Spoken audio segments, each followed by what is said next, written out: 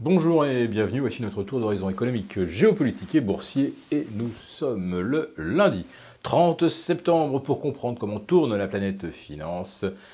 Et ça tourne autour des alliages de bilan aujourd'hui. C'est sur la bourse au quotidien et nulle part ailleurs. L'épisode du jour s'intitulera « Rien gagné, rien perdu, merci d'être venu ».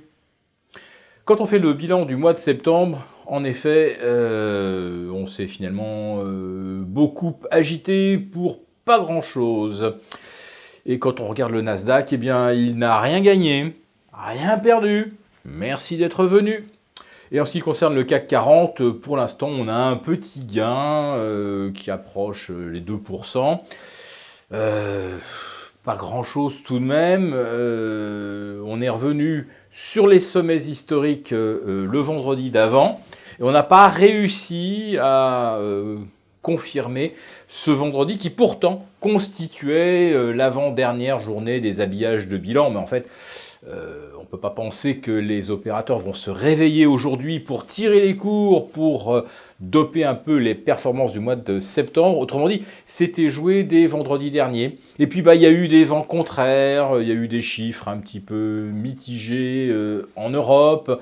Et puis, il y a eu cette menace de Donald Trump de délister des entreprises chinoises cotées à Wall Street. Alors ça, c'était en milieu d'après-midi. C'est ce qui explique que le CAC 40, légèrement positif, avait fini dans le rouge et avait clôturé la semaine donc sur un score assez anodin. Si vous avez fait de l'obligataire, là aussi, rien gagné, rien perdu, merci d'être venu. Les taux s'étaient fortement détendus en début de mois. On avait même atteint des plus bas historiques le 3 septembre. Et puis très rapidement, on a effacé une partie des gains. Et puis on est même revenu à peu près au niveau de la mi-août.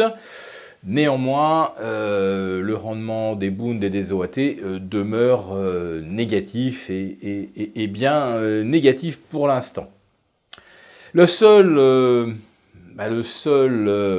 actif dont l'évolution est assez sensible, c'est le dollar, que l'on retrouve aujourd'hui à 1,0930 et qui teste et reteste ce plancher de 1,09, 1,0920.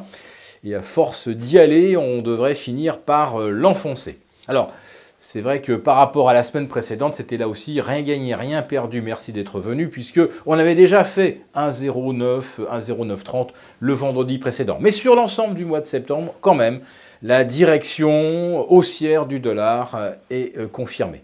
Alors ça, évidemment, ça ne va pas plaire à Donald Trump qui ne veut pas d'un dollar fort, ou alors peut-être qu'il s'en fiche, et que c'est un prétexte pour demander et mettre la pression sur la Fed pour qu'elle baisse les taux. Néanmoins, Donald Trump en veut beaucoup à l'Europe, il dit en vouloir naturellement à Mario Draghi qui manipule la devise, qui fait tout donc bien sûr pour affaiblir l'euro. Alors Donald Trump a décidé qu'il allait probablement demander des sanctions contre l'Europe. Alors le premier dans le viseur c'est Airbus, accusé d'avoir bénéficié de subsides illégaux, comme si Boeing, qui fabrique aussi des missiles, des drones, ne bénéficiait pas du soutien indéfectible du Pentagone depuis des décennies, de façon aussi tout à fait illégale.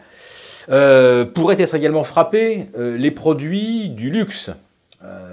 Bien sûr, la maroquinerie, enfin tous nos géants, Kering, LVMH, Hermès. L'agroalimentaire ne serait pas épargné. Puis enfin, bien sûr, il y a les spiritueux, puisque M. Trump avait prévenu qu'on taxera les vins français. D'ailleurs, les vins californiens sont meilleurs, d'après lui, qu'il ne doit pas en boire beaucoup, qu'il ne doit pas avoir tenté la comparaison. Ce qui est étonnant, c'est que malgré cette perspective d'une taxation des produits européens et notamment français, aujourd'hui le CAC ne fait rien.